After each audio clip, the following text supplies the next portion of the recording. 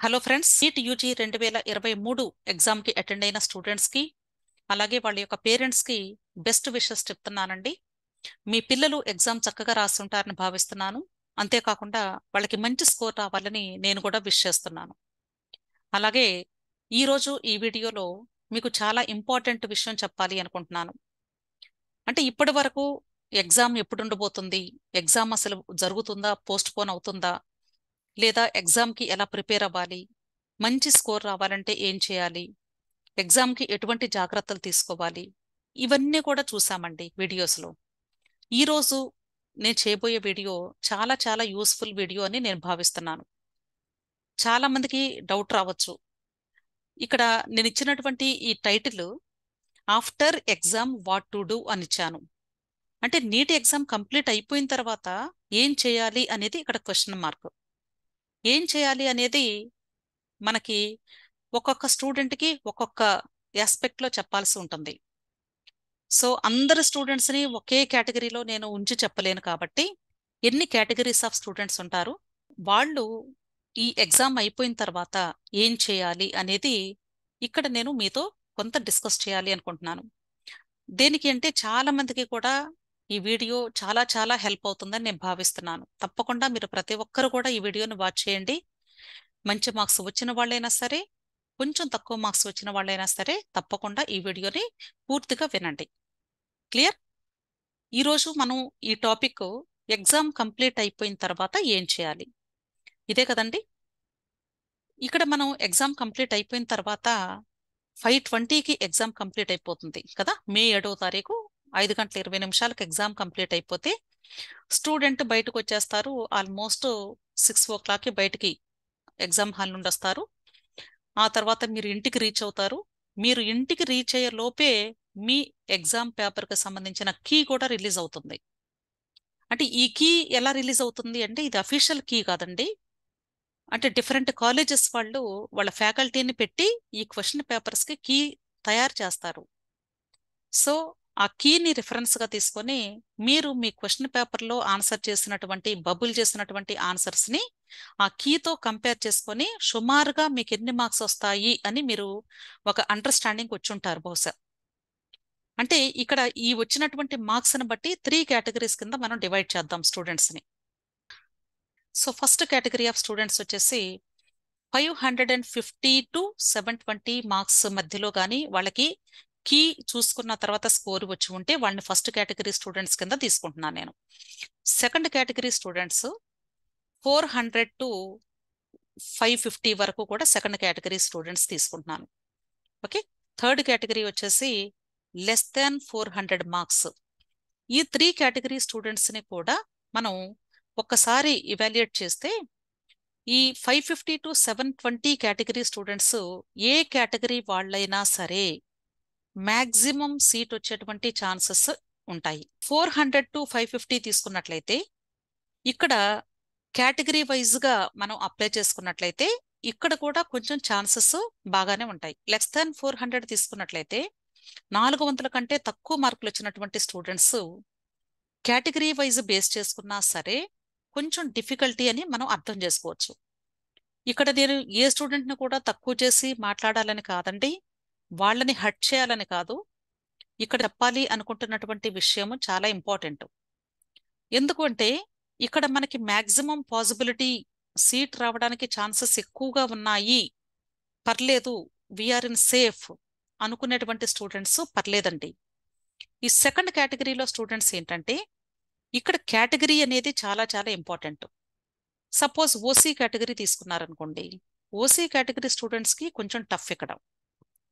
400 నుండి 550 లోపు కాబట్టి రిమైనింగ్ కేటగిరీస్లో అంటే ఓబీసీ లేదా SC, ST, PWD, other special reservation categories ఉంటే వాళ్ళకి ఛాన్సెస్ ఎక్కువ ఉంటాయి ఇక్కడ.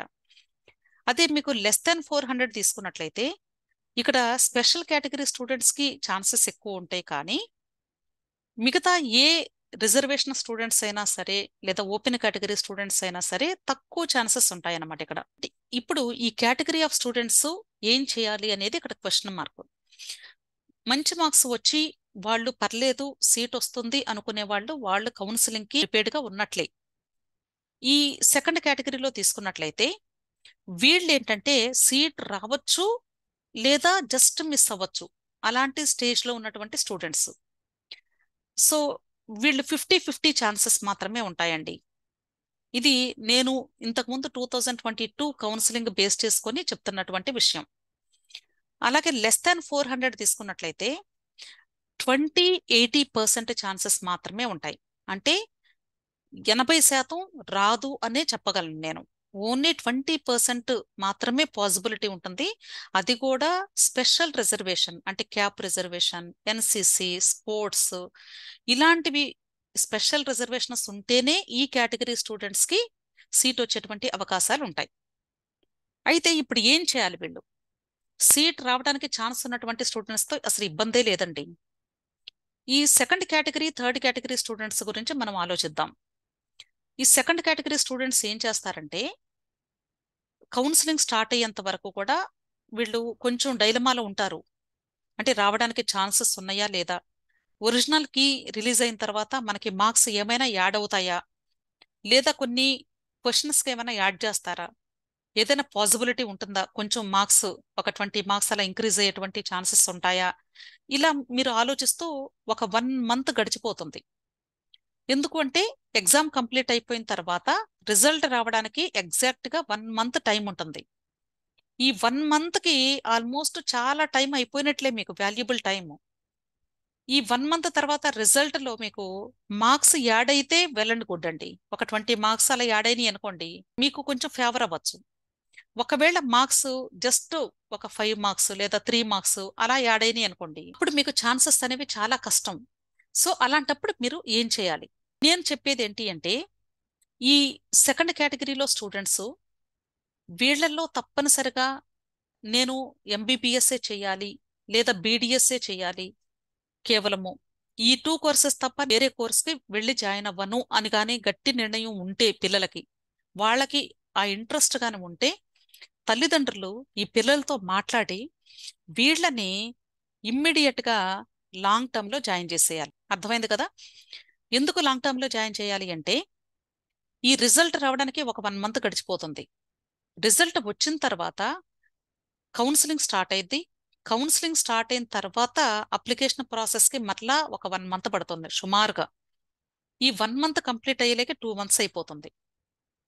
దాని తర్వాత రౌండ్ 1, రౌండ్ 2 ఇలా స్టార్ట్ అవుతాయి. అది కూడా ఆల్ ఇండియా కోటా కౌన్సిలింగ్, ఆ తర్వాత state counselling, first round, second round, mop up round, stray round, ఇవన్నీ కూడా మీకు కంప్లీట్ అవ్వడానికి సుమారుగా ఎంత లీస్ట్ అనుకున్నా సరే 3-4 మంత్స్ గట్టిగా పడుతుంది.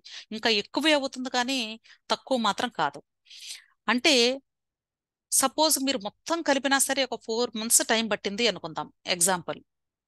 ఇప్పుడు మీరు 4 మంత్స్ వెయిట్ చేసిన తర్వాత మీకు ఒకవేళ సీట్ మిస్ అయింది అనుకోండి, ఈ 4 మంత్స్ ముందు ఏమవుతుంది, ఆల్రెడీ ఇన్స్టిట్యూట్స్ వాళ్ళు లాంగ్ టర్మ్ కోచింగ్ స్టార్ట్ చేసేస్తారు.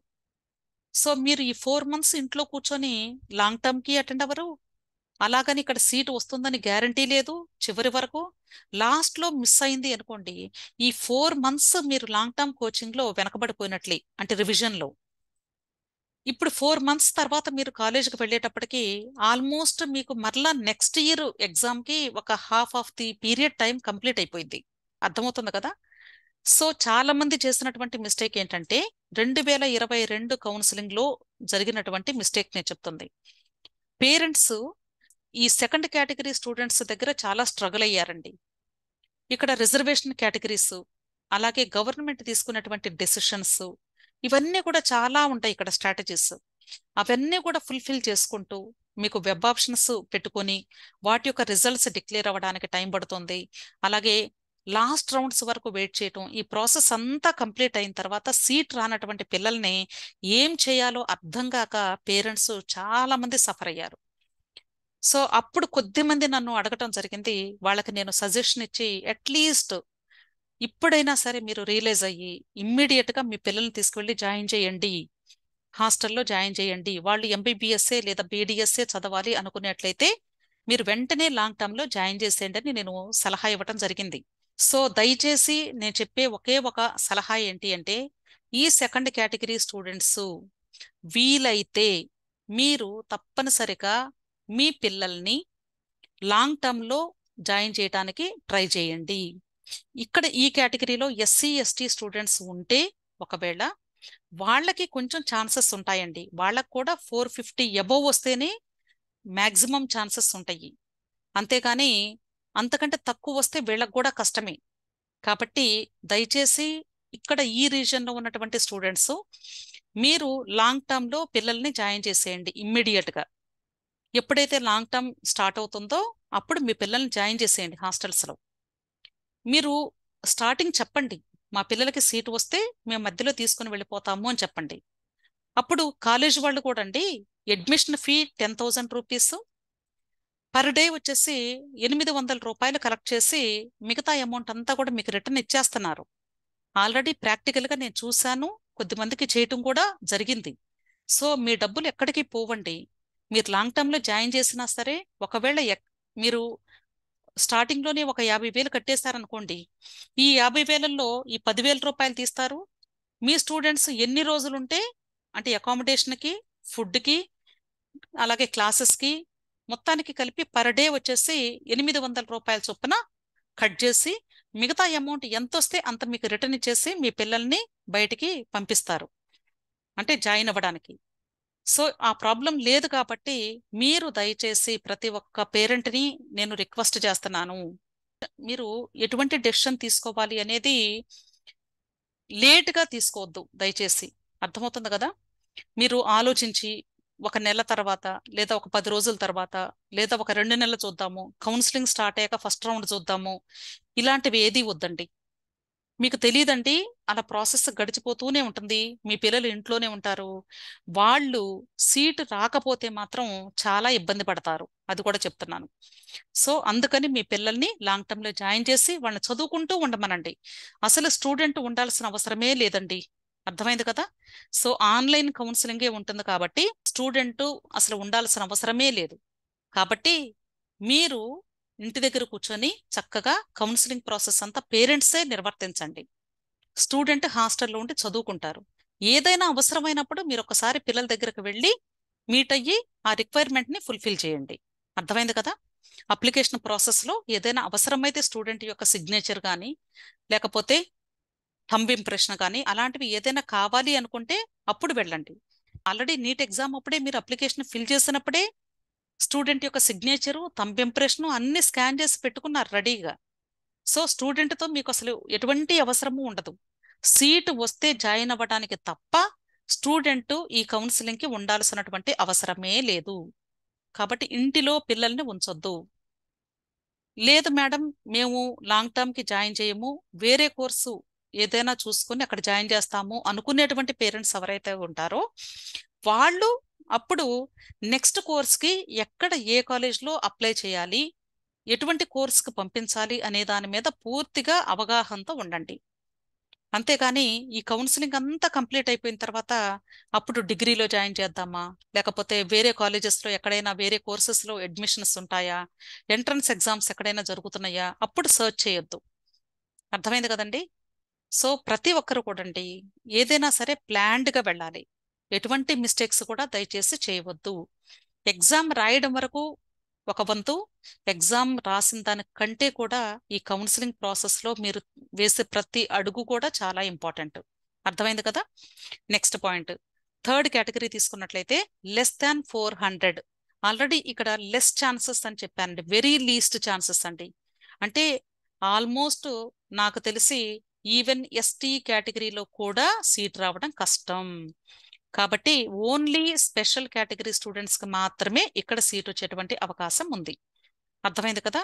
సో ఇలా తక్కువ వచ్చినటువంటి స్టూడెంట్ కానీ, అంటే వీళ్ళకి సీట్ రాదు అంటే అర్థం ఈ సంవత్సరానికి రావడానికి ఛాన్సెస్ తక్కువ అని చెప్తున్నాను నేను. అంతేగాని వీళ్ళు అసలు అనర్హులు అని చెప్పట్లేదు. ఎంబీబీఎస్ చదవటానికి లేదా బీడీఎస్ చదవటానికి వీళ్ళకి కూడా అర్హత ఉంది. కాబట్టి వీళ్ళని కూడా స్టూడెంట్స్ కానీ మేము పట్టుదలగా చదువుతాము, ఇది ఫస్ట్ అటెంప్ట్ అనుకోండి స్టూడెంట్స్ ఎగ్జామ్ రాయటం, వాళ్ళకి డెఫినెట్గా తక్కువ మార్కులే వస్తాయి. ఎందుకంటే వాళ్ళు ఫస్ట్ టైం ఎగ్జామ్ రాస్తున్నారు కాబట్టి వాళ్ళకి కొంచెం టెన్షన్ ఉంటుంది. ఆ టెన్షన్లో వాళ్ళకి తక్కువ మార్క్స్ వచ్చి ఉండొచ్చు బహుశా. సో ఇలాంటి స్టూడెంట్స్ డెఫినెట్గా వీళ్ళు లాంగ్ టర్మ్కి వెళ్ళాలి అనుకుంటారు. ఒకవేళ ఎంబీబీఎస్ కానీ బీడీఎస్ మాత్రమే చదవాలి అనుకున్నట్లయితే వాళ్ళను కూడా ఇమ్మీడియట్ గా ఈ రిజల్ట్ చూసుకొని లాంగ్ టర్మ్ ఎప్పుడు స్టార్ట్ అవుతుందో కనుక్కొని ఫస్ట్ డే నుండి స్టార్ట్ చేయండి. ఫస్ట్ డే నుండి మీరు చేర్పించేసేయండి.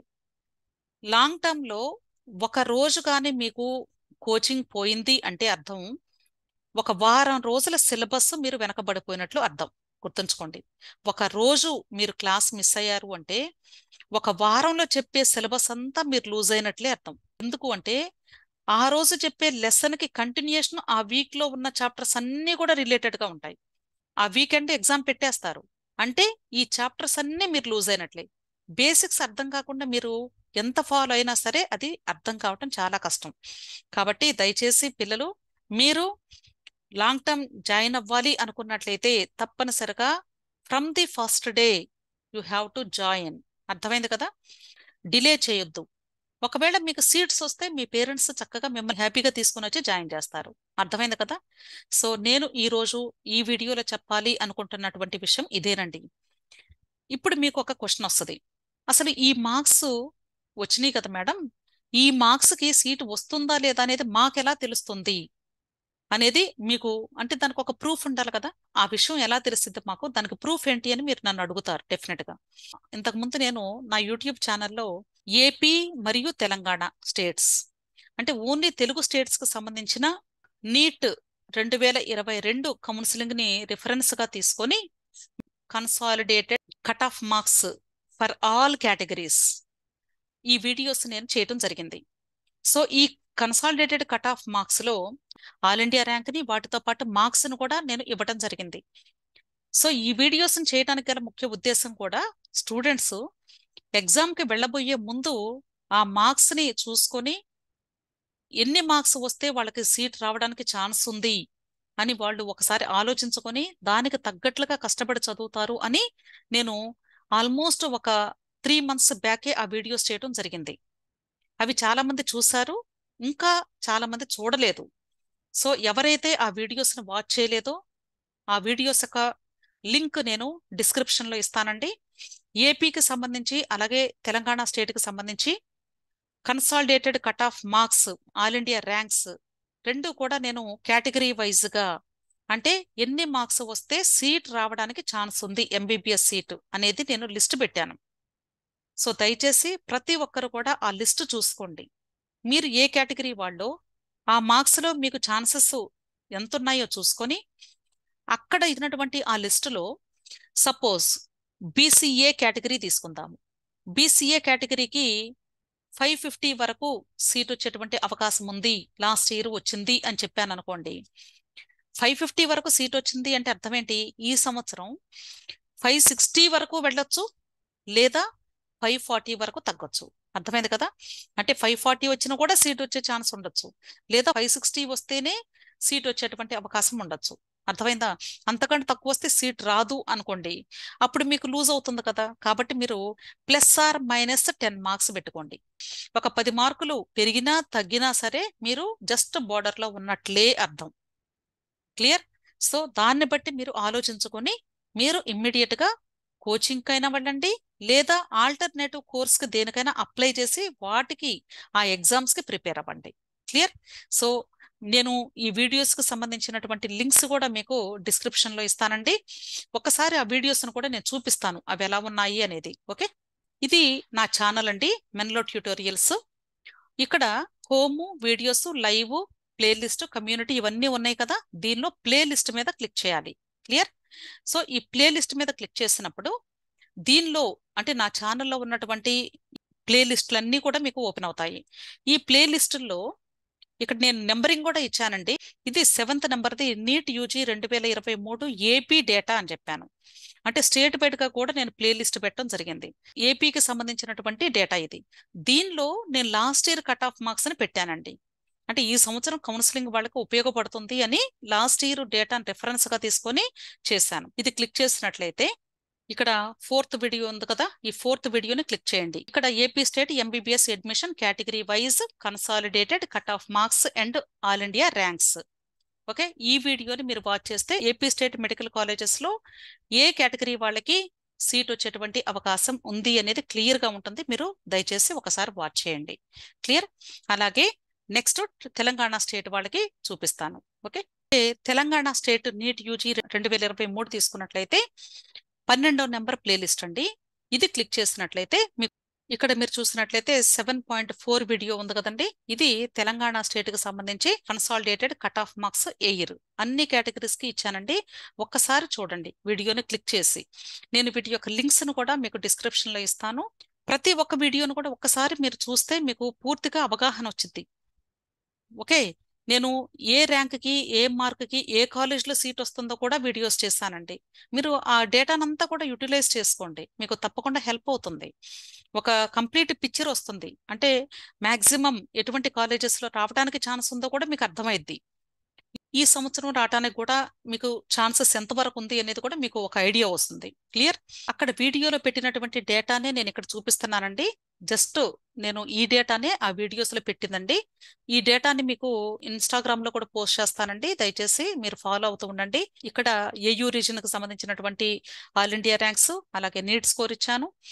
నెక్స్ట్ ఎస్వియు రీజన్ అంటే Sri Venkateswara university region students ఎవరైతే ఉంటారో వాళ్ళకి కూడా ఇక్కడ ఆల్ ఇండియా ర్యాంక్స్ అలాగే మార్క్స్ ఇవ్వడం జరిగింది. సో ప్రతి ఒక్కటి కూడా మీరు మాక్సిమం యూటిలైజ్ చేసుకోండి. నేను ఇచ్చేటువంటి డేటాని చాలా యూస్ఫుల్ డేటా ఇస్తున్నాను. ఎంతో కష్టపడి ప్రిపేర్ చేస్తున్నాను మీకోసం నేను. అర్థమైంది కదా. అలాగే తెలంగాణ తీసుకున్నట్లయితే ఇక్కడ నేను మెన్షన్ చేశాను కదా, తెలంగాణ కాలేజెస్ లో కూడా గవర్నమెంట్ కాలేజెస్, ప్రైవేట్ కాలేజెస్ రెండు కూడా మెన్షన్ చేశాను. అలాగే ఏపీకి కూడా అంతేనండి. 2 కాలేజెస్ లో కూడా నేను మెన్షన్ చేశాను. అంటే గవర్నమెంట్ కాలేజెస్ లో ఏ ర్యాంక్ వరకు ఛాన్స్ ఉంది, అలాగే ప్రైవేట్ కాలేజెస్ లో ఏ ర్యాంక్ వరకు ఛాన్స్ ఉంది అనేది కూడా నేను కంప్లీట్ డీటెయిల్స్ ఇచ్చాను. మీరు ఆ వీడియోస్ కానీ వాచ్ చేసినట్లయితే డెఫినెట్ గా మీకు హెల్ప్ అవుతాయి. సో నేను ఈ డేటానంతా కూడా ఇన్స్టాగ్రామ్ లో కూడా పోస్ట్ చేస్తాను. ఇంకా ఎవరైనా సరే ఈ డేటాను చూడాలి అనుకున్నట్లయితే నా ఇన్స్టాగ్రామ్ ను కూడా మీరు ఫాలో అవ్వండి. డిస్క్రిప్షన్ లో లింక్ ఇస్తాను. క్లియర్. సో ఈ రోజు నేను ఈ వీడియోలో చెప్పిన ప్రతి విషయం కూడా మీకు తప్పకుండా హెల్ప్ అవుతుంది అనుకుంటున్నాను.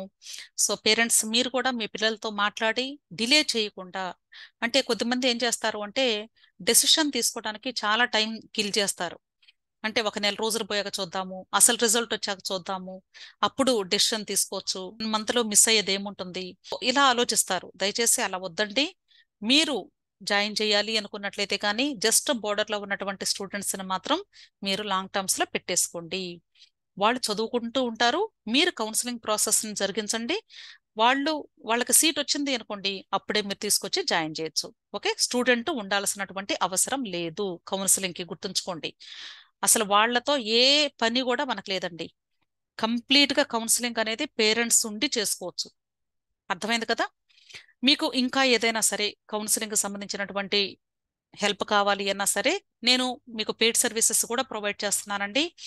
ఎందుకు అంటే కొద్దిమంది పేరెంట్స్ ఏంటంటే ఎంత చెప్పినా సరే వీడియోలో ఆ చెప్పింది ఎవరు కూడా పూర్తిగా వినటం లేదు. నేను ఈ ఎగ్జామ్ కి సంబంధించి కూడా వీడియోస్ లో మాట్లాడిన విషయాలు అవే క్వశ్చన్స్ మరలా కమెంట్ బాక్స్ లో కనిపిస్తున్నాయి. ఒక డ్రెస్ కోడ్ గురించి చెప్పాను అనుకోండి, మరలా ఆ డ్రెస్ కోడ్ గురించే క్వశ్చన్స్ వస్తున్నాయి. చెప్పింది ఫాలో అయితే సరిపోతుంది కదా, మరలా దానికి క్రాస్ క్వశ్చన్స్ పడుతున్నాయి. అలా కాకుండా ఈ కౌన్సిలింగ్ లోనైనా సరే తప్పకుండా మీరు చెప్పింది ఫాలో అయితే మీరు సొంతగా చేసుకోవచ్చండి. ఒకవేళ కానీ ఇది సీట్ అడ్మిషన్ కాబట్టి ఇది మాకు తెలియటం లేదు, కష్టంగా ఉంది అని కానీ ఎవరైనా ఫీల్ అయితే ఇక్కడ ఇచ్చినటువంటి మొబైల్ నెంబరు అలాగే ఈమెయిల్ ఐడి ఇచ్చాను. వీటిలో మీరు నన్ను కాంటాక్ట్ చేసినట్లయితే తప్పకుండా మీకు పెయిడ్ సర్వీసెస్ కూడా ప్రొవైడ్ చేస్తాను. ఎవరైనా ఇంట్రెస్ట్ ఉంటే మాత్రం తప్పకుండా తీసుకోండి. ఇది బలవంతం కాదండి, కేవలము మీకు యూస్ఫుల్ అనుకుంటేనే తీసుకోండి. ఓకే. సో ఇక్కడ నేను టెలిగ్రామ్ గ్రూప్ కూడా ఇచ్చాను. నీట్కి సంబంధించినటువంటి టెలిగ్రామ్ గ్రూప్ ఇచ్చాను. అలాగే ఐఐటి జేఈ కూడా నేను కౌన్సిలింగ్ హెల్ప్ చేస్తాను.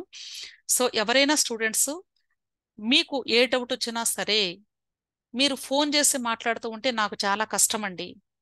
ఇప్పుడు ఎగ్జామ్ వరకు అంటే పర్లేదు కానీ కౌన్సిలింగ్ టైంలో చాలా డిఫికల్టీ నాకు. అంటే ఈ ఫోన్లో మాట్లాడుతూ వీడియోస్ రికార్డ్ చేయడం అంటే నాకు వాయిస్ ప్రాబ్లం చాలా డిఫికల్టీగా ఉంటుంది. సో అందుకని చెప్పి నేను టెలిగ్రామ్ గ్రూప్ని క్రియేట్ చేశాను. ఇది కూడా నేను డిస్క్రిప్షన్లో ఇస్తాను. మీకు ఏ డౌట్ ఉన్నా సరే ఇన్స్టెంట్ ఆన్సర్స్ కావాలి అనుకున్నట్లయితే, అప్పటికప్పుడు మీకు ఆన్సర్ కావాలి అనుకున్నట్లయితే తప్పనిసరిగా ఈ టెలిగ్రామ్ గ్రూప్లో జాయిన్ అవ్వండి. అతి తక్కువ అమౌంట్కి మాత్రమే ఈ టెలిగ్రామ్ గ్రూప్లో మీకు జాయిన్ అయ్యేటువంటి అవకాశం ఉంది. 3 నెలలు మీరు జాయిన్ అయితే కేవలము ఒక 1000 రూపాయలండి. గుర్తుంచుకోండి, దానివల్ల ఎంత బెనిఫిట్ ఉంటుందో మీకు తెలియదు. అంటే మీరు అనుకోవచ్చు, కమెంట్ బాక్స్లో కమెంట్ చేస్తే ఆన్సర్ ఇస్తారు కదా అని. కమెంట్ బాక్స్లో నేను ఆల్మోస్ట్ ఒక 60 to 70 వీడియోస్ చేస్తానండి. అన్ని వీడియోస్లో కమెంట్ బాక్స్లో నేను చూస్తూ కూర్చుంటే వీడియోస్ చేసేటువంటి టైం నాకు సరిపోదు కాబట్టి ఎడిటింగ్ కూడా చాలా టైం పడుతుంది నాకు. సో అందుకని ఈ టెలిగ్రామ్ గ్రూప్లో జాయిన్ అయ్యారనుకోండి, ఇది జస్ట్ వాట్సాప్ లాగా. అంటే నాకు మొబైల్ చేతిలో ఉంటుంది కాబట్టి ఇమ్మీడియట్గా నేను వెంటనే మీకు రిప్లై ఇవ్వడానికి ఉంటుంది. మరలా నేను ఆ వీడియోస్ క్రింద కమెంట్ బాక్స్లో కమెంట్స్ చదివి మీకు ఆన్సర్ ఇచ్చే లోపు అసలు ఒక్కొక్కసారి మీకు తెలియదండి, చాలా క్రూషియల్ పీరియడ్ ఉంటుంది. అంటే జస్ట్ లాస్ట్ మినిట్లో సీట్స్ పొందగలిగేటువంటి స్టూడెంట్స్ ఉంటారు కొద్దిమంది, కొద్దిమంది మిస్ అయ్యే స్టూడెంట్స్ కూడా ఉంటారు. మనం తీసుకునేటువంటి ఆ లాస్ట్ మినిట్ స్టెప్స్ వలన. సో అలాంటప్పుడు మీకు డెఫినెట్ గా ఈ టెలిగ్రామ్ గ్రూప్ అనేది 100% మీకు హెల్ప్ అవుతుందని చెప్తున్నాను. డెఫినెట్ గా మీకు ఈ వెబినార్ లో పార్టిసిపేట్ చేసేటువంటి అవకాశం ఉంటుంది. సో తప్పనిసరిగా మీరు యూటిలైజ్ చేసుకోండి. ఎవరైనా మీకు తెలిసిన వాళ్ళు ఉంటే వాళ్ళకు కూడా చెప్పండి. డెఫినెట్ గా మీరు దీని వలన చాలా అవేర్నెస్ పొందుతారు అని నేను భావిస్తున్నాను.